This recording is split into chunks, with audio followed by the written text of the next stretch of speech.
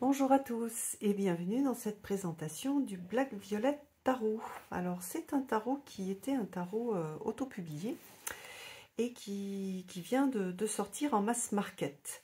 Alors le violet représente la vie et la fertilité, la mort et le souvenir. Le Black Violet Tarot reflète cette idée de dualité un peu douce-amère. Voilà, et il vous aidera à trouver la lumière dans les temps dans les moments sombres. Hop, alors nous allons ouvrir la boîte. Ah, pas bien s'ouvrir, voilà.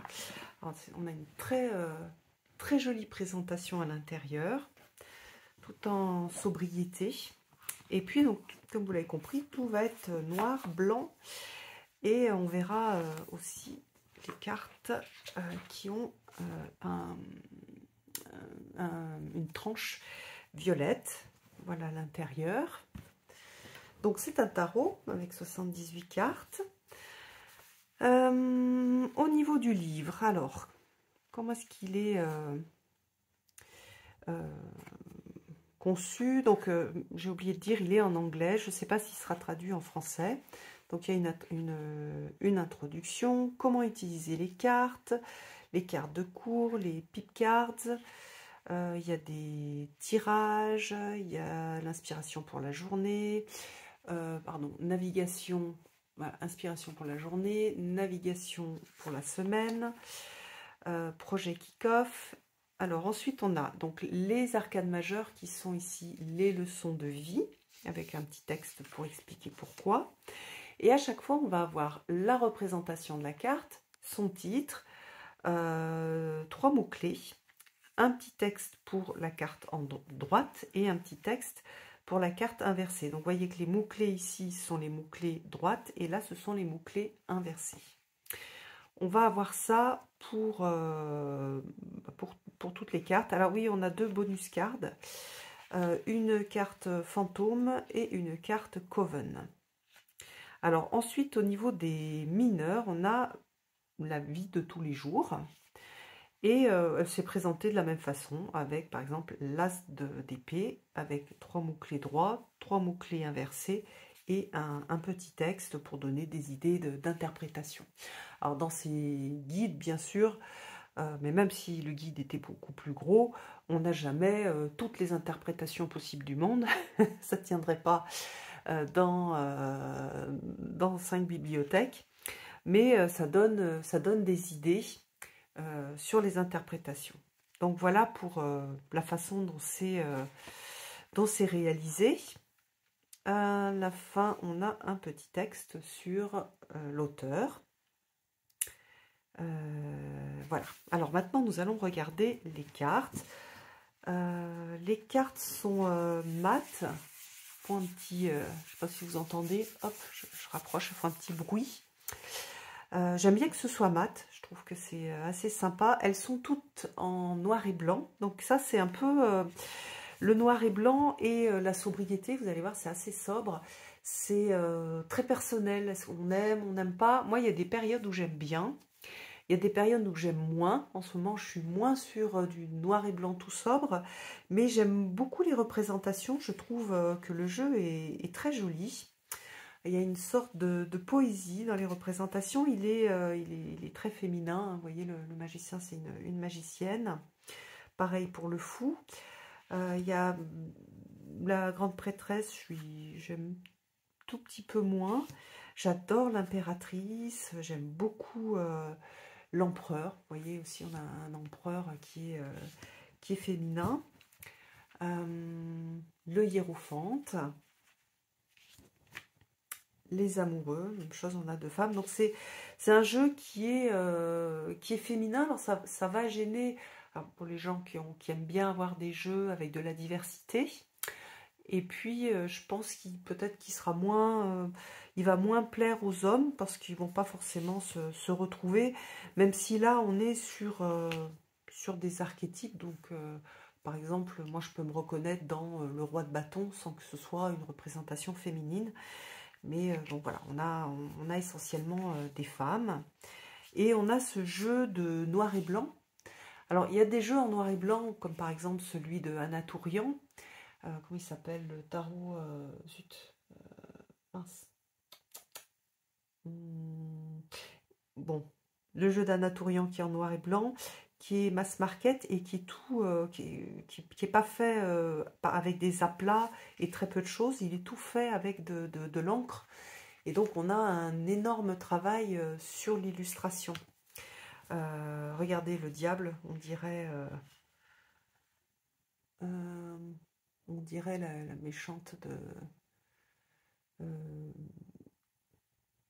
zut, il s'appelle ce film, décidément, j'ai plus de cerveau. Mettez dans les commentaires comment il s'appelle avec Angelina Jolie. Pas Maléfice. Ah, je me rappelle plus. Bref, donc ça fait assez conte aussi. Et donc on a ici vraiment quelque chose de très simple au niveau des illustrations. Et il me fait penser un peu au tarot psychologique. Je trouve qu'on va aussi bien pouvoir se projeter dans les cartes si on veut faire du shadow work avec. Parce que y a vraiment... Bon, ça, ce sont les deux cartes supplémentaires. Je suis pas sûre que je vais les utiliser. Je vais les mettre de côté. Je trouve que ça peut être une alternative au tarot psychologique, si vous voulez des cartes avec des illustrations un peu plus sympas et avec, enfin plus sympas, qui vous plaisent plus. J'aime bien aussi le tarot psychologique. Voilà, on a le 5 d'épée, le 6 d'épée, le 7 d'épée. Des choses très proches du Rider-Waite, hein, le 9 avec le cauchemar. Et donc cet aspect féminin. Je n'ai pas vu de carte avec un homme, donc je crois qu'il y a des femmes sur toutes les cartes. Je ne l'ai pas utilisé hein, pour l'instant, je vous le montre sans l'avoir utilisé. Ah tiens, les cartes qui sont collées. Voilà, le 3 de pentacle. Les cartes sont assez fines. Donc ça veut dire qu'on va pouvoir les mélanger facilement endroit envers parce qu'elles sont souples.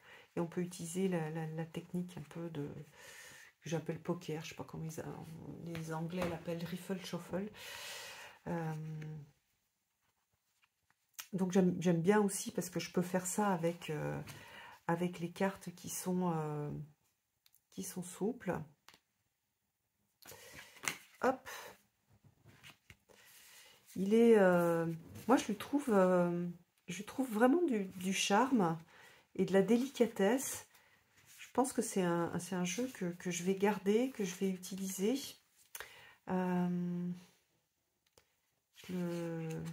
beaucoup son aspect. Je trouve qu'il a un aspect conte de fées qui est intéressant. Je l'essayerai peut-être... hop. Ce serait peut-être de l'utiliser avec le jeu qui va sortir à l'automne que j'ai fait avec Eva. Je pense qu'il ira bien. Parce qu'il y a voilà, cet aspect noir et blanc. Et voilà, on reconnaît vraiment le rider. Donc pour les gens qui ont déjà un Rider-Waite ou un livre sur le Rider-Waite, vous allez pouvoir utiliser le livre. Donc ça c'est bien, il n'y a pas de particularité, il n'y a pas de spécificité, sauf qu'à chaque fois on a des femmes, mais il suit vraiment bien le rider, sans avoir par contre la symbolique des couleurs. Voilà, il y a aussi des symboles qui ont été enlevés, mais en même temps il n'est pas too much. On va regarder, alors oui, sur certaines cartes il y a un petit peu des traces noires, bon, ça ne me gêne pas trop, mais en fait, je pense que c'est le dos qui a fait ces petites traces. Je voulais, enfin, je vais essayer de les gommer après avoir fait la présentation. Je voulais pas abîmer les cartes avant de vous les avoir montrées. Donc voilà, on a cet aspect très rider. qui fait qu'il va être très facilement utilisable. Alors, on va essayer de le mélanger maintenant. Donc, hop, on prend les cartes. Vous voyez là, il est tout neuf, hein, je ne l'ai jamais mélangé. Donc c'est normal que les cartes soient un peu raides. Et vous voyez, hop, ça y est, il commence à s'assouplir et on peut très très facilement le mélanger. Donc, quand on le mélange comme ça permet d'avoir des cartes bien mélangées. Bon là je l'ai mélangé de façon à avoir toutes les cartes dans le même sens parce que moi j'utilise peu endroit en vert, mais si on veut avoir endroit en vert, hein, on va mettre les cartes. Il faudrait que je refasse une vidéo parce qu'on me la demande à chaque fois. Je vais mettre les cartes comme ça au lieu de les mettre tête. Non, si je les mets comme ça, pardon. Hop, c'est dans l'autre sens. Je vais mettre les titres au même en haut, par exemple, et je vais les mélanger. Hop, comme ça. Et là, du coup, je vais avoir un mélange avec des cartes à l'endroit et des cartes à l'envers. Voilà. Alors, si on fait un petit tirage, hop, on va regarder ça. Donc, je vous dis, là, les cartes sont... donc, alors, attendez, il ne faut pas que je mélange. Si on le veut endroit et envers, il ne faut pas que je mélange, il ne faut pas que je retourne ça. Hop.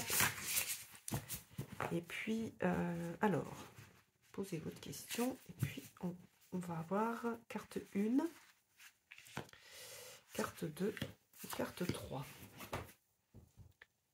Alors, ceux qui ont choisi la carte 1, vous avez le 8 de Pentacle. On va regarder quels mots-clés ont été donnés pour le 8 de Pentacle. Croissance, apprentissage, pratique. Donc voilà, c'est une invitation à pratiquer. C'est aussi ça, si c'est pour le futur, ça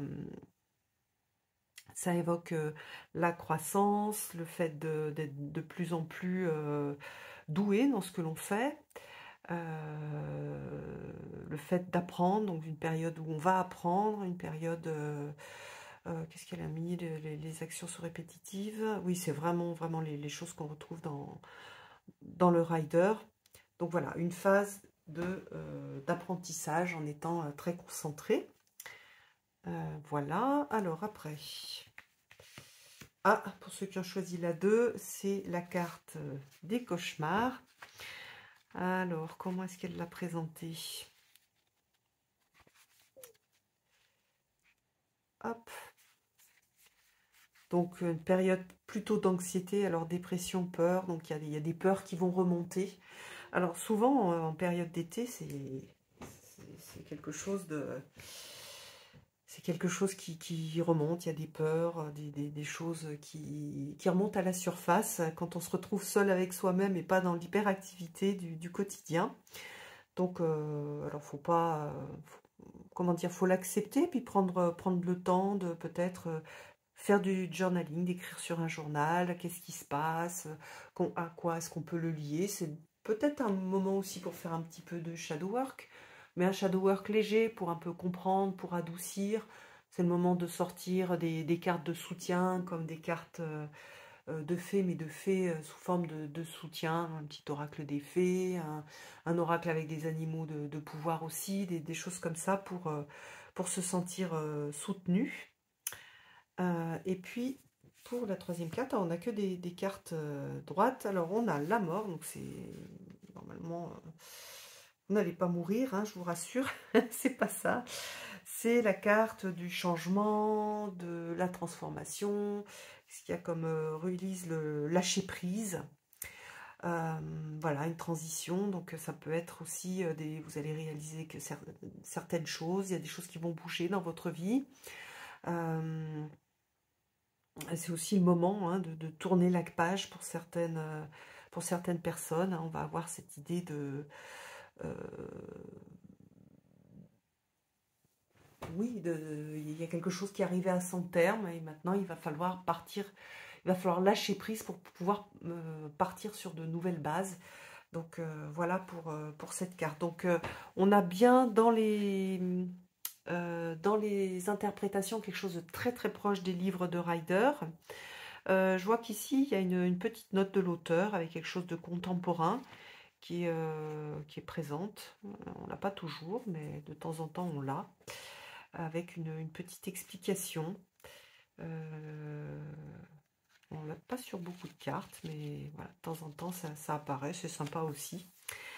Donc voilà, alors en résumé, moi je l'aime bien. Alors c'est un goût personnel. J'aime beaucoup les cartes très sobres. Je les trouve très délicates. Les illustrations sont très délicates. Cette simplicité, bah, j'ai peu de jeux comme ça, donc je l'aime bien. C'est pas un jeu que je vais utiliser tout le temps. Il va correspondre plutôt à des périodes où je vais avoir besoin de beaucoup de simplicité.